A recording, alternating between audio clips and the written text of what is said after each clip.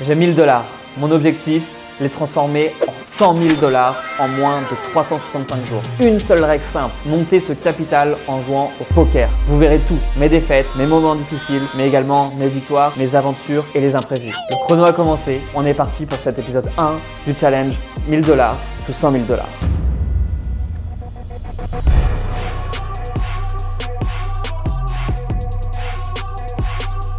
Bon les gars, fin de la séance de sport. On s'est mis un petit peu en condition pour aller donner quelques petits punchs sur les tables. Les gars, on va faire des sessions marathon. C'est simple, on est là pour faire de l'oseille. Il est littéralement 13h13, direction les tables. On va prendre un petit tuk-tuk et on va aller rencontrer Michael pour aller jouer sur ces tables, sur ces belles 1-1. Écoutez les gars, on est parti.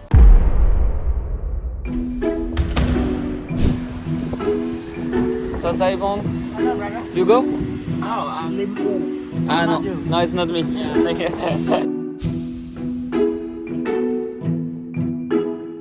J'arrive à la table et directement je dépose 100 $. Et rapidement on découvre notre première main qu'on va pouvoir jouer, As-Dame off. Je call UTG et il y a 4 autres personnes qui callent également. On se retrouve donc à 5 sur un flop As-Roi-7 avec un tirage couleur. Ici on a une très bonne top pair. Je check et le joueur au bouton mise 5 $. Je connais pas trop ces stakes, on est sur de la 1-1, je sais pas encore qu'est-ce que ça représente comme force de voir un bet pot. Niveau monétaire, c'est ridicule, mais ça reste un bet pot.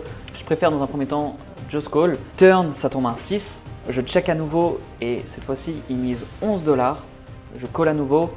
River, ça vient un 8, le tirage couleur rentre, je check et il décide de check également et me retourne As-8. Quand je vois son showdown, quand je vois As-8 off, je me dis ok, c'est intéressant parce qu'on va pouvoir mettre de la pression, même sur des low stakes, même si c'est que de la 1-1, parce qu'on voit que ça respecte énormément quand les draws rentrent. Et pour autant, ça me fait un peu peur parce que je me dis putain, si le mec il check ça, ça va être très dur d'aller chercher de la value et de monter des stacks sur des tables comme ça. À la suite de ça, je découvre un beau roi dame off en small blind. Il y a le joueur White Jack qui à ce moment-là, je ne le connais pas trop, décide de relancer à 7. Je call et le joueur en bébé également call. On se retrouve donc à 3 sur un flop magnifique, roi, dame, valet. Je check, le joueur en bébé check, le joueur White Jack mise 15 $, il me reste seulement 61 $ derrière. Je jam, je mets tout au milieu, il y a plein de mains moins bonnes qui vont nous call, comme des As-Roi, des As-Dame, de temps en temps même on peut voir des valets 10, dame 10, roi 10. Le joueur en bébé tank et pendant ce temps-là, le joueur hijack me balance ses cartes en mode c'est bon frérot, moi dans tous les cas je suis plus dans le coup, je veux te montrer ma grosse poubelle que j'ai. Finalement je peux pas regarder parce que le croupier veut pas et le joueur bébé finit par call. Turn, ça tombe un 3 de cœur, magnifique, on veut pas voir de flush draw hit, on veut pas voir d'as ou de 10 qui pourrait faire rentrer des flushs. River tombe un 3 de carreau, grandiose, normalement on gagne tout le temps après le tank qu'il a fait pour call bébé. Et il montre roi 9. On commence ce petit début de journée pour l'instant avec plus 50 $ sur la session et rapidement on enchaîne avec dame valet off en small blind où je vais call 12 $ face à une relance du joueur en milieu de position qui est un joueur très actif. Ici en temps normal on va plutôt partir sur un fold, on va jamais call 12 blindes avec une main comme dame valet off, c'est des mains qui sont beaucoup plus trop bancales, marginales et où on se fait dominer par la range qui va miser ce sizing là. Et donc mathématiquement, c'est des mains tout simplement qu'on va fold. Mais ici, étant donné qu'on est contre un joueur très actif et surtout qu'on va pouvoir mettre dans des spots où on va pouvoir le rebluff, etc., on peut se permettre de call un peu plus loose. On tombe sur un flop As-Valet 6, on fait deuxième paire, on n'est pas non plus extrêmement bien. Je check et le joueur en milieu de position check, qui est plutôt une bonne nouvelle parce qu'ici, ça veut dire qu'on est très souvent devant. Turn, doublette du valet. Maintenant, s'il avait quelques bases As-X comme des As-3, As-4, As-5 qu'il aurait pu check au flop, on passe devant, je mise directement 12 $, il call rapidement et River tombe la triplette du valet. Bon, on fait nuts. Qu'est-ce qu'on peut demander de plus? On est très bien dans le spot. Quand je réfléchis à sa range, il est sur des paires orientées et également sur des low As-X qu'il aurait pu check au flop. Je vais donc préférer check parce que je suis pas sûr que si je mise, il me raise à 100% ses As-X, alors que si je check, je sais qu'il va toujours miser et donc je préfère check qu'il mise et tout simplement pouvoir jam et faire all-in par la suite. Je check et malheureusement, il snap check back et il me retourne pocket 8. On gagne ce pot, on aurait pu doubler, mais malheureusement, on va prendre juste quelques minutes. À la suite de ça, on perd un petit spot à vouloir call avec hauteur as sur un board où il y a beaucoup de draws et malheureusement, on se percute contre carré de 7. Aïe aïe aïe, on retombe à 120 $ de stack. On enchaîne plein de petits spots qu'on win jusqu'à découvrir une paire de 6 au bouton. Le joueur UTG relance à 6, il y a 3 joueurs qui payent. Pas trop d'intérêt à relancer parce que c'est une table qui colle énormément. Je vais préférer flat pour aller set mine et également bluffer. Je call et le joueur en bébé call. On se retrouve donc à 6 sur un flop valet 7-3 avec un tirage couleur. Il y a tout le monde qui check, ça arrive jusqu'à moi. Pas trop d'intérêt à miser ici, on va pas tout de suite tourner en bluff, on n'a pas non plus de la value énormément. Je check, turn, ça tombe un valet et UTG check, MP check et le joueur hijack mise 17 $. Ce qui est super intéressant, c'est que si le joueur hijack avait un valet au flop, la plupart du temps il l'aurait misé, étant donné que le joueur initial avait déjà checké qui avait relancé pré-flop et donc qui indique de la faiblesse. Naturellement, il se capte, le joueur qui est UTG, et donc le joueur hijack va beaucoup plus miser ses valets. Donc turn, quand ce valet tombe, je trouve que ça représente beaucoup des mains comme 9 et 10, 8 et 10, 8 et 9, des mains comme 5 et 6, 5 et 4. En bref, il y a vraiment pas mal de draws et également les flush draws. Pour ces raisons, je décide de call pour transformer plus tard ou juste bluff catch suivant le sizing qu'il va faire. Je call et tout le monde fold. River, ça tombe un as qui est une très belle carte et il mise 25 $ dans 70 assez rapidement. Je réfléchis, il y a pas mal de bluffs dans les sizing low. On pourrait penser que, étant donné que c'est un sizing faible, normalement il ne va pas miser ce sizing là mais il va plutôt miser cher. Mais on peut se rendre compte que les joueurs récréatifs ne se rendent pas compte de ça et juste quand ils ont un petit bluff, très souvent ils vont miser la moitié du pot, voire inférieur à ça. Et donc ici, il a énormément de bluffs. S'il a un valet, de ma vision, il va quand même les miser plus cher river. Là, c'est pas une carte qui lui fait peur, je pense pas qu'il va size down. Typiquement, il peut toujours avoir des mains comme valet 9, valet 8 qui va miser à la turn, qui n'aurait pas misé au flop. Mais river, il va quand même miser beaucoup plus cher. Donc je me sens plutôt bien, pas d'intérêt à raise parce que pour moi, ça va pas transformer en bluff ici des mains comme paire de 7, 8-8, 9-9. Je call et il me retourne As-Roi. Aïe aïe aïe, c'est vrai que c'était pas du tout un combo que j'imaginais dans sa range. Pouvoir miser à la turn dans 6 joueurs avec hauteur as. J'arrive pas encore à comprendre trop le thinking derrière ça, mais pourquoi pas, on va prendre la note et on va voir comment on va pouvoir s'en servir par la suite. Malheureusement, on perd plein de petits pots et on se retrouve avec 55 $, donc on est à moins 45 sur la session. On swing un petit peu, ça fait des hauts et des bas, et au bout de 30 minutes, je découvre As-6 suité au bouton. Il y a 2 joueurs qui décident de call, dont le joueur avec le As-Roi. Je relance à 10 $, on est en position, on va pouvoir mettre de la pression et on est content de faire grossir le pot. Le joueur hijack call et on se retrouve sur un flop Roi Valet 3 Rainbow. Je mise 5 $, l'idée c'est de lui faire call une range extrêmement large pour attraper ses bluffs et également faire fold des mains comme 7 et 8, 9 et 8 qui ont quand même 24% d'équité contre notre main, donc on est très content de faire fold ce genre de main. Il call, turn, tombe un 2 qui ouvre un tirage couleur et il relance à 30 $. Bon, spot hyper intéressant. Ici, on n'a rien. Pour rappel, on a juste hauteur as. Pour autant, avec toutes les études de data qu'on a pu faire, que j'ai pu faire avec Baki et également qu'on a enseigné aux élèves, sur les donk bets, il y a énormément de draws. La question qu'il faut se poser ici, c'est quel genre de main aurait envie de call au flop et de pas raise pour donk à la turn. Typiquement, s'il a une main comme double paire au flop, il va tout de suite avoir envie de le raise. Également, s'il a brelan, même s'il a lim call, donc pour rappel, il a call, j'ai relancé, il a call, donc ça veut dire qu'il a très peu de mains comme paire de roi, paire de valet, mais il peut toujours avoir des rois 3 suités, valet 3 suités, de temps en temps même des rois valets. Tout ce genre de mains, il va plutôt les relancer au flop. Étant donné qu'on est sur un bord dry et donc un bord sec, il va pas avoir peur des turns. Typiquement, si on était sur un flop roi valet 10 avec un tirage couleur, là, il aurait beaucoup plus call ses doubles paires et ses brelans parce qu'il aurait eu peur des turns et des rivers. Donc, il aurait attendu de voir la turn si c'était une carte qui faisait rentrer de l'équité ou non. Étant donné qu'ici, on est sur un bord sec, il n'y a pas de tirage couleur, il y a très peu de draws possibles, il va très souvent les relancer dès le flop. Donc, turn, le 2, qui est une carte magnifique, qui connecte très peu avec sa range. Il a très peu de doubles paires qui vont hit sur ce 2.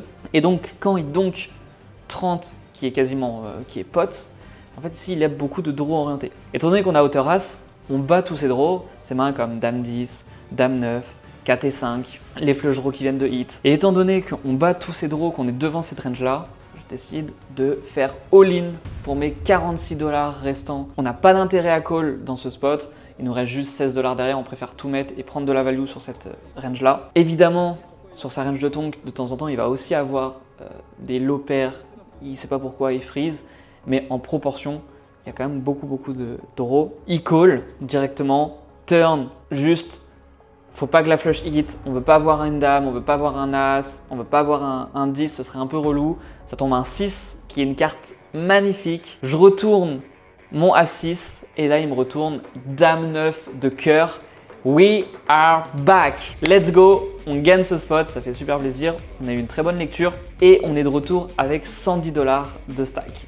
Main suivante, je découvre As Dame Off UTG, je relance à 10 $. Il y a le joueur en big blind qui call, c'est le joueur avec le dame 9 de cœur juste avant. On tombe sur un flop valet 6-4, il check, je check, turn, ça tombe un 8, il check à nouveau, c'est une très bonne nouvelle, il aurait misé avec la plupart de ses valets, donc il a une range très weak, je mise 10 $, il call, river ça tombe un 9, il check à nouveau, et ici l'objectif c'est tout simplement de mettre de la pression sur toutes ses mains comme des 6x, donc des paires de 6, des paires de 8, également paires de 5, paires de 7. En plus de ça, on est content en bloc dame 10. Il y a énormément de draws qui viennent de rentrer avec le 9. Dame 10, 10 et 7, 5 et 7.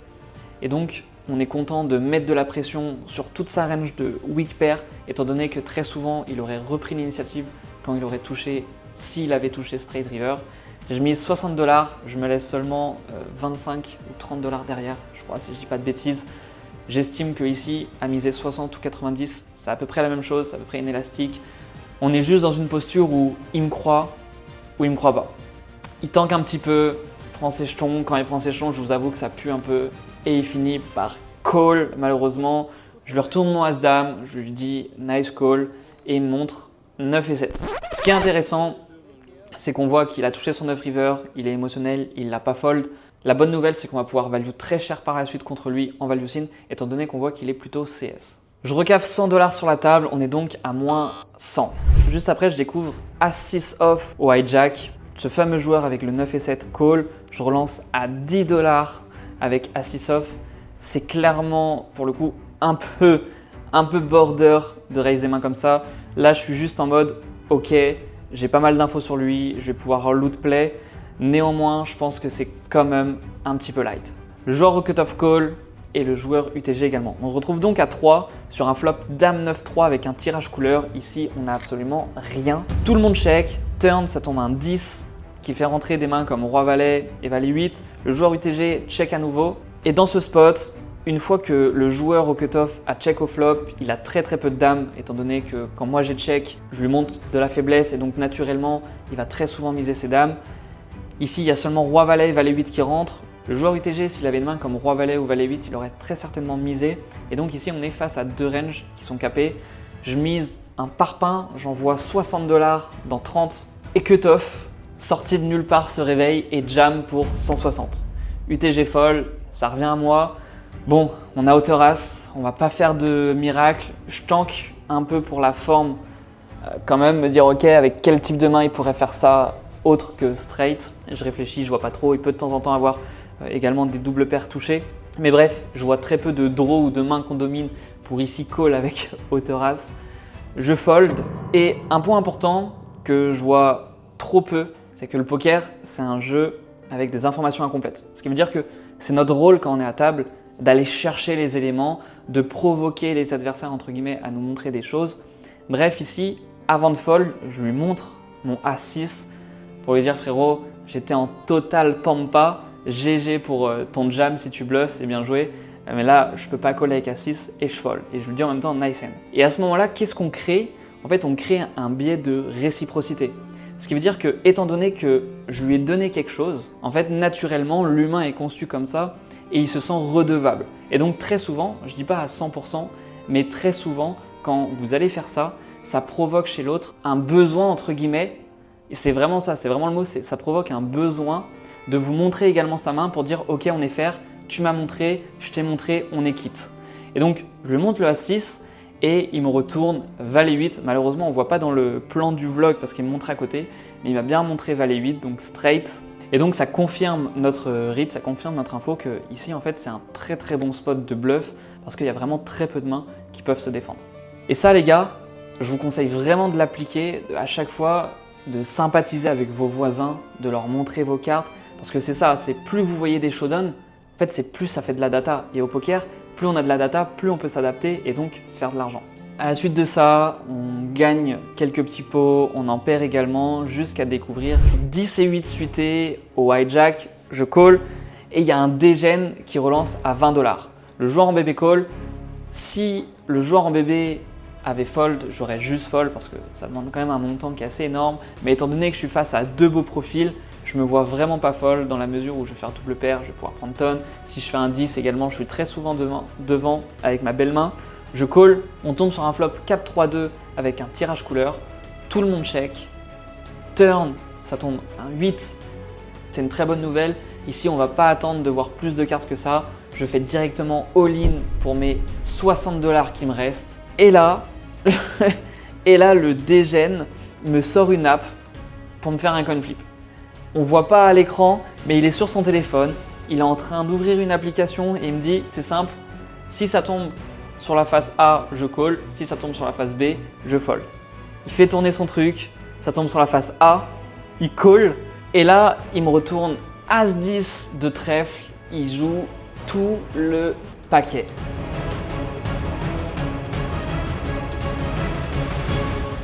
Let's go, le roi de cœur. On gagne ce pot et on a 175 $ de stack. On est seulement en négatif de 25 $. We are back, on n'est pas dead les gars, on va pas finir cette session en négatif, moi je vous le dis. Main suivante, je découvre roi valet off, je relance à 5, il y a le joueur en bébé qui call et on tombe sur un flop as dame valet. C'est pas le meilleur des flops, bébé check, ici on a juste troisième paire, on a également une open-ended, ce qui veut dire que le 10 nous fait straight, un roi peut également nous donner double paire, mais c'est un peu bancal parce que le 10 ferait straight. Bref, ici on n'a pas trop de value à prendre, on va plutôt check. Turn, ça tombe un 3, et il mise 7 $. C'est notre ami du 9 et 7 qui nous avait call la dernière fois. Je me vois vraiment pas trop fold contre lui. Je pense qu'il peut vraiment avoir beaucoup de trash ici. Il a également de la value, mais j'ai encore un peu d'équité. Je call. River tombe un 10. Le tirage couleur du flop rentre. Il mise 15 $, qui est plutôt un sizing pas non plus énorme. Il peut toujours avoir des mains comme double paire, des as-x low. Également des bluffs. Néanmoins, on a fait straight river. Je vais pas just call. On a quand même de la value à aller chercher sur sa partie forte de sa range. Je relance à 30 $ seulement. Ici, il faut faire vraiment attention de ne pas miser trop cher parce qu'on peut très rapidement faire fold des double paires. Étant donné que le roi fait straight et que également la couleur rentre, tout ce qui est double paire ou brelan peut facilement fold. Donc ici, on peut vraiment faire un petit sizing. Et malheureusement, il relance à 80 $. King is good?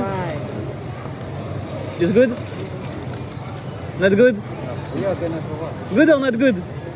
I have to. You want I call? You want I call or I fold? Which you prefer? You want I call? Okay, I fold. Bon, il préférait que je call. Je vais lui faire confiance pour cette fois-ci. Et tout simplement, on va s'en aller. Plusieurs spots après ça, je découvre As-Dame off en small blind, je relance à 20 $. Le joueur UTG call et notre Némésis au bouton call. On se retrouve sur un flop Dame 3-2 avec notre tirage couleur. On a top pair et nuts flush draw. On est extrêmement bien. Je check, le joueur UTG check et le joueur au bouton également. Turn, ça tombe un 5 qui fait maintenant 4 straight, ce qui veut dire que n'importe qui a un carreau à la flush. Je check également pour mettre le plus d'argent au milieu. Je préfère partir sur un plan de check raise plutôt que bet. Je check, le joueur UTG également et bouton mise 33 $. Parfait, on est extrêmement bien. On joue à peu près 100 $ derrière nous. On peut jam directement. Maintenant, je préfère vraiment aller milk et raise tout petit pour le commit un maximum. Je relance à 70. Le joueur UTG fold et malheureusement bouton également. On va pas cracher sur ce petit pot, on récupère des jetons et à la suite de ça, je vais avoir plein de petits spots de bluff où je vais pouvoir mettre de la pression sur certaines cartes et je monte à 270 $ de stack. On est donc en bénéfice de 70 $ pour l'instant sur la session. Je découvre un beau As-Roi off en small blind. Le joueur hijack relance à 7, cut-off call. Ici les gars, on commence à voir la table, elle est bien chaude, ça colle vraiment extrêmement loose si on parle d'un point de vue en termes de BB, étant donné que c'est de la 1-1 mais qui regarde plus en valeur monétaire. Je relance à 35, le joueur hijack call et le joueur au cut-off fold. Flop 2-2-5, ici on n'a absolument rien, on a juste hauteur as. Je check et le joueur hijack check également. Turn, ça tombe un 9 qui ouvre un flush draw. Ce qui est super intéressant, c'est qu'une fois qu'il a check au flop, il se capte et que pour moi, il va trop miser ses paires au flop. Et donc, turn va se retrouver avec une range plutôt déséquilibrée sur des mains comme As-Roi, As-Dame, As-Valet, Roi-Dame, Roi-Valet. De ce fait, je mise 20 $ en value contre ce type de range. Il call, river, ça tombe un 5, la flush qui hit, je check et il mise 50 $. Ce qui est intéressant, c'est que cette flush pourrait faire peur, mais j'estime que si vraiment il a touché couleur, il irait miser plus cher. Il mise 50 dans 110, ça représente quand même un sizing qui est plutôt faible. La question que je me pose, c'est est-ce qu'il peut value sin ici des mains comme 2-7, 2-8, 2-6 qu'il aurait check au flop de temps en temps? J'ai vraiment pas l'impression. Pour autant, il peut toujours bet comme ça des As-Roi, As-Dame, As-Valet. Également, il peut call au flop des Rois-Dames. Je serais pas étonné de ce joueur. Je trouve que le fold est assez difficile. Je vois très peu de value. Pour autant, je vois pas mal d'As-X ou de Roi-X qui pourraient jouer de cette façon. Je call et il me montre Pocket 2. Il a fait carré. Effectivement, c'est un des combos qui fait sens quand il check le flop. Je pense qu'il y a aussi carré de 5 du coup parce que full au flop, il va très souvent le check. Bref, on perd ce pot qui nous met un peu mal. On était en bénéfice, mais c'est pas grave. Main suivante, on découvre As-Valet off. Je relance à 10 en milieu de position, le joueur au cut-off call et le joueur au bouton raise. C'est un Français qui vient d'arriver à notre table, plutôt ABC, il ne va pas faire des dingueries, il est là pour faire de l'argent. Le joueur en bébé call, ce gros fiche qui nous a call avec 9 et 7, il est magnifique. Sans ça, je partirais plus sur un fold. Maintenant, une fois que lui est rentré dans l'équation et qu'en plus de ça, le joueur au cut-off qui a un beau profil, qui a également call, j'estime que très souvent quand je vais rajouter les 20, l'autre va call et on va se retrouver dans un pot qui va faire 120, je vais être contre 2 récréas et le joueur en face de moi, le reg, va être plutôt honnête et donc ça va très bien jouer. Exemple, si on tombe sur un board avec un as, je vais pouvoir fold très facilement parce qu'il va avoir juste as-roi, as-dame chez le reg et donc on est peinard. Et pour autant, si je vais faire des doubles paires, je vais prendre énormément aux deux autres récréas. Je call, l'autre fiche call et on se retrouve dans un pot qui est énorme. Il y a 120 $ au milieu, croupier, one time, give nous un bon putain de board. Et il nous retourne valet, valet 5 avec un tirage couleur. Magnifique, on vient de faire top trips avec kicker as, on est golden. Je ne sais pas comment on peut perdre sur un tel flop. Le joueur en bébé check, je ne vais pas attendre que quelqu'un mette de l'argent dans le pot. On a nuts, on veut directement mettre les sous au milieu. Très souvent, ça va faire check-check, on va aller voir une turn, ça va ralentir l'action. Non, on n'a pas le temps. Je mise 40 $. Le joueur au cut-off fold, le joueur au bouton tank, tank, tank. Je lui dis frérot, tu peux fold ta paire de rois, ça sert à rien. Tu es derrière, tu es loin derrière. Après avoir tank 1 minute 30, il finit par fold et le joueur en bébé fait all-in pour 150. What a dream! On est hyper content. Je snap call direct, il n'y a pas d'hésitation. On est Gucci dans le spot. Juste, on ne veut pas avoir de roi ou de dame parce que ça ferait rentrer des mains comme roi-valet ou dame-valet. Turn, ça tombe un 10. La flush rentre. C'est pas une très bonne carte. En soi, ça va. Mais ça fait rentrer des flushs, ça fait rentrer valet 10. On aurait préféré voir une autre carte. Et river, ça tombe un 3 qui est une carte clean. S'il te plaît, monte-moi roi-valet, monte-moi dame-valet et on gagne ce pot à 320 $. Et là, il me retourne.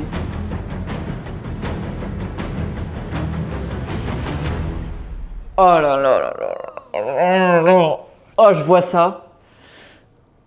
Je vois ça, je me dis bah frérot, nice hand, je dis nice hand, je suis fair play, toujours important d'être souriant et fair play. Mais dans ma tête, c'est juste en mode putain, il y avait 35% de la bankroll au milieu et je viens de perdre un 92-8. Voilà, c'est tout pour moi. Ciao. Ah là là là là, c'est trop. À la suite de ça, je remets à nouveau 100 $ sur la table. Donc on a déposé en tout 300 $. Et rapidement, je vais découvrir juste après ça une paire de 10 en small blind. Bon, étant donné que juste avant il a gagné avec les 10, je me dis ce soir c'est le soir des 10. Quoi qu'il arrive, on y est. Il y a deux joueurs qui limp avant moi. Je relance à 12 $. Le joueur hijack call et on tombe sur un flop valet de cœur, 10 de trèfle, 6 de carreau. Incroyable, on vient de faire trips, on est hyper content. Ici on est nutsé. J'ai préféré check pour justement check raise plus facilement avec le peu d'argent qui me reste derrière et tout mettre au milieu. Je check. Également on est content de check pour lui laisser toucher des mains ou de l'équité. Et là, par ma plus grande stupeur, il fait all-in pour mes 80 $. Évidemment, je snap call les deux pieds sur la table. Juste, on prie à nouveau, on ne veut pas avoir d'as, de roi ou de dame. Turn, ça tombe un 5 de cœur. Très bonne nouvelle. River 3, je show ma paire de 10 et il me montre dame valet. Le frérot, il s'est chauffé, il a mis 80 blindes, il a overbet quasiment 4 fois pot, 3 fois pot avec dame valet sur valet 10-6. What a dream quand on a brelan, ça fait super plaisir. Bref, ce mec est chaud. On se retrouve donc avec un stack de 200 $, soit moins 100 $ sur la session. J'enchaîne avec quelques petits spots de value jusqu'à découvrir As-Roi off, UTG. Je relance à 12 $, on est call 3 fois sur un flop Roi, Roi, 4. Bon, la dernière fois qu'on est tombé sur un board similaire, on a joué un pot à 300 $ et on l'a perdu. Mais cette fois-ci, je la sens différente. Je check, j'utilise cette technique, les gars sont chauds, ils en mettent partout. Également, je suis content de laisser toucher de l'équité si jamais ça check à des mains comme valet 10, dame valet. Quoi qu'il arrive, un roi on prendra tout. MP fait all-in pour 46 $, les autres fold. Je call directement snap, on est trop content. On ne peut pas perdre sur un board roi, roi 4 quand on a As-Roi, c'est impossible. Turn, ça tombe un valet et river 5 qui fait rentrer à flush. S'il te plaît, dis-moi que tu as juste un roi, s'il te plaît. Et là, il me retourne valet 7 avec la flush.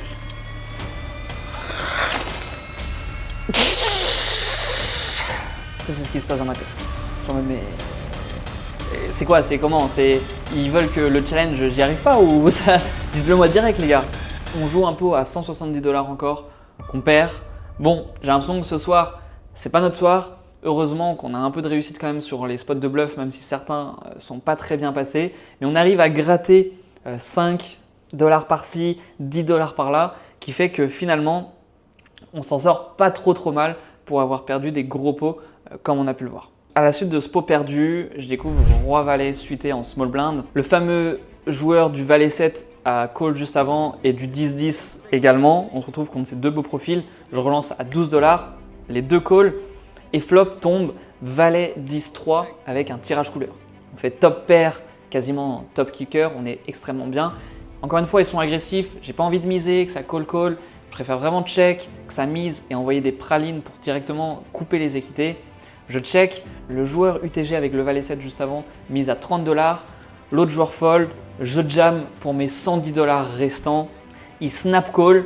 Quand il snap call, je vous avoue que je suis pas non plus hyper content parce qu'il peut avoir des doubles paires, des brelans, également des gros monster draw. Turn, maintenant, juste ce qu'on veut, c'est pas de roi, pas d'as et pas de tirage couleur parce que les rois et les as, ça pourrait faire rentrer des straights, également des neufs, ce ne seraient pas les plus belles cartes. Turn, ça tombe une dame. Je vous avoue que là dans ma tête, je me dis bon bah ok, il a As-Roi, bien joué, bon appétit parce que ce soir, c'est absolument pas mon soir. River 5 qui ne fait pas rentrer le flush draw. Je vous avoue que je suis pas bien. Je retourne mon roi-valet et il tank avant de me montrer sa main. Je me dis bon bah ok, en fait, ça y est, monsieur le roll quoi. Enfin, à un moment, vraiment dans ma tête, je me dis mais vas-y, chaud frère, tu vois, fais quelque chose. Et il me retourne As-9 et on win ce dernier pot de la soirée. Ça fait super plaisir. On finit donc cette session avec 249 $ de stack, ce qui fait moins 51 $ sur la session. Honnêtement, au vu de ce qu'on a eu comme run, également il y avait quelques explos, un peu trop explos comme le As-6 off, qui je pense qui est vraiment pas terrible à prendre. Bref, on se sent plutôt bien avec le run également. On aurait pu finir une très belle session, je pense facilement à plus 400, plus 500. Mais c'est pas grave, on va y retourner sur les tables pour leur mettre des petits high kicks. Ils sont beaux. ça met les sous facilement au milieu. On a fait une bonne prise de notes, on est content, on a suivi les objectifs et on se retrouve demain pour un nouvel épisode. Ciao!